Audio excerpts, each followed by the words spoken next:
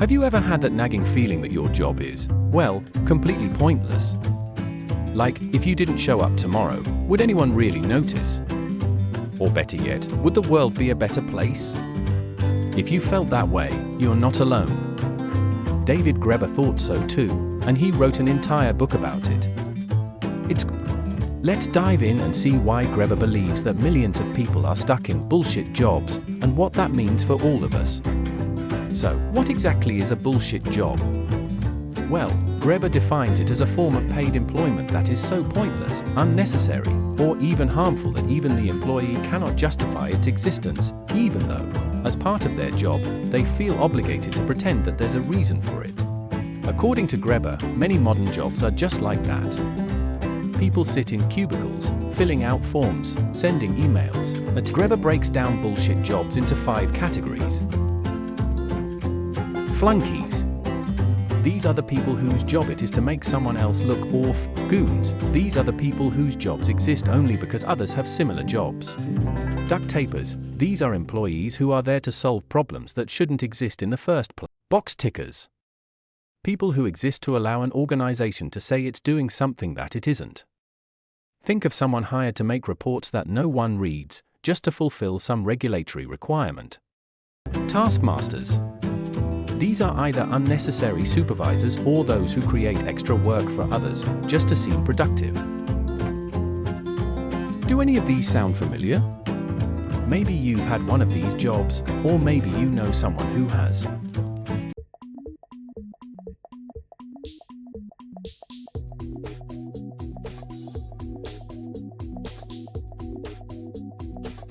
The author introduced spiritual violence during the work. It's the mental trauma brought by the meaningless job. Let me give you an example to introduce what is spiritual violence.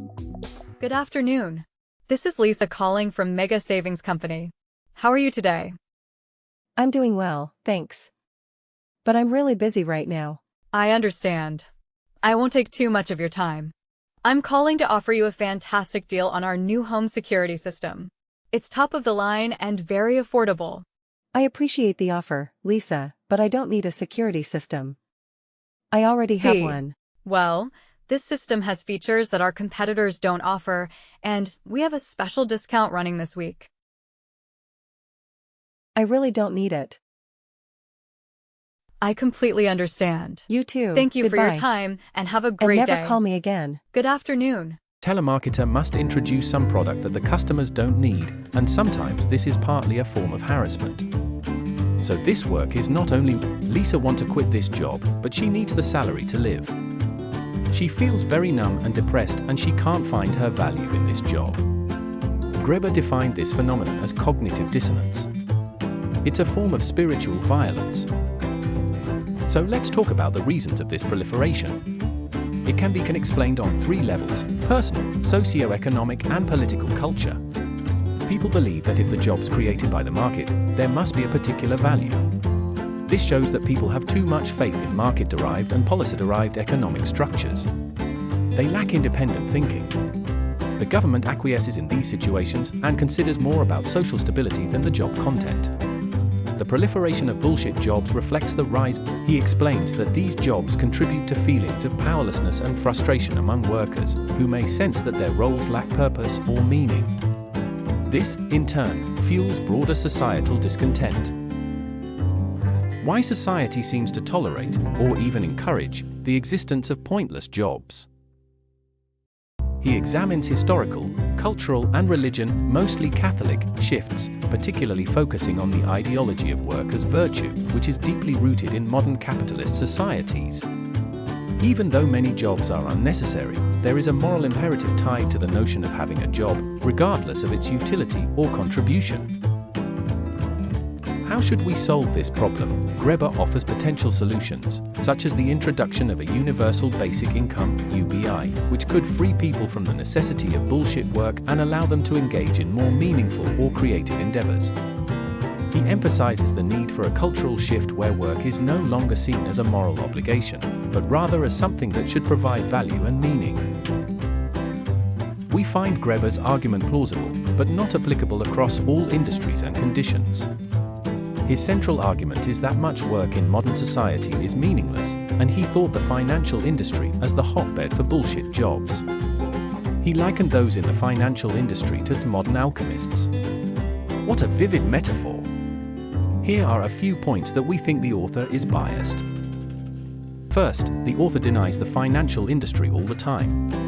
He believes that the whole financial industry is a fraud and there is a strong correlation between the proliferation of bullshit jobs and financial capital. We think these views are extreme. We admit that the financial industry is clearly guided by government policies. Most of the time, financial workers rely on computer data to analyze a lot of things, but in fact, a lot of analysis is futile. These analyses and the actual results are often contrary. Much of the profit in finance comes from information gap, both between individuals and financial institutions, and between the public industry and financial institutions. These conditions can lead to some bullshit jobs. However, we cannot ignore the value of the financial industry. For example, we believe that the social value of venture capital institutions is very high. They provide early-stage financial support to startups, helping them grow quickly and innovate. Tech giants like Apple, Amazon, and Google have all used venture capital early to get the necessary funding to develop new technologies. If the jobs in venture capital were bullshit, the development of modern society could potentially be set back many years. At the same time, the financial industry provides many jobs for the employment market. It not only directly creates jobs, but also indirectly drives a lot of employment and economic growth by supporting the development of other industries. Financial institutions contribute to the prosperity of the entire economy by providing loans and investments to businesses, helping them expand production, hire workers, and develop new markets. For example, a restaurant company took out a loan to open a new branch, hired more employees, and boosted the local economy. This is what the government wants to see. When it comes to employment issues, the government prioritizes social stability. Because they don't want to see a repeat of the events of the 1960s, David Graeber forces us to rethink the very foundation of why we work. His argument that many jobs contribute little to society challenges the widely accepted notion that any job is a good job. This perspective introduces a critical, forward-thinking insight. The value of work is not defined by its economic contribution alone, but by its societal impact and one's own perception about their jobs.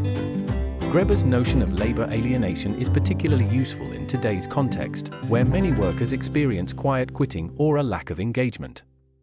What's valuable here is that re-engaging with work starts with reclaiming the sense of ownership and personal meaning in what we do. This points to the importance of aligning our roles with personal values, an approach that organizations can leverage to enhance employee engagement and fulfillment by giving workers autonomy and meaningful roles. Graeber's key insight is the courage to confront meaningless work. Many feel trapped in pointless jobs but stay due to fear, financial insecurity, societal judgment, or the unknown. He argues for challenging not only individual roles but also the systems that perpetuate meaninglessness. This empowers people and organizations to embrace change and seek roles aligned with passion and purpose, a timely lesson in today's world where adaptability is crucial. Graeber's insight on work and identity reveals that our value isn't defined by our jobs. In a society where self-worth is often tied to careers, this is freeing, especially for those facing burnout. It encourages a holistic life approach, valuing personal growth, relationships, and passions beyond work, guiding authentic career choices over societal expectations. Bullshit Jobs provides us with new and highly practical insights for navigating the modern workforce. It challenges us to refine work structure, foster personal and professional alignment, and break free from outdated notions of what work should be. These insights are not just theoretical, they are actionable principles for creating more fulfilling careers and lives. 1. Job redesign and meaningful work. Feasibility. Implementing job redesign to ensure meaningful work is feasible, but requires a commitment to organizational change.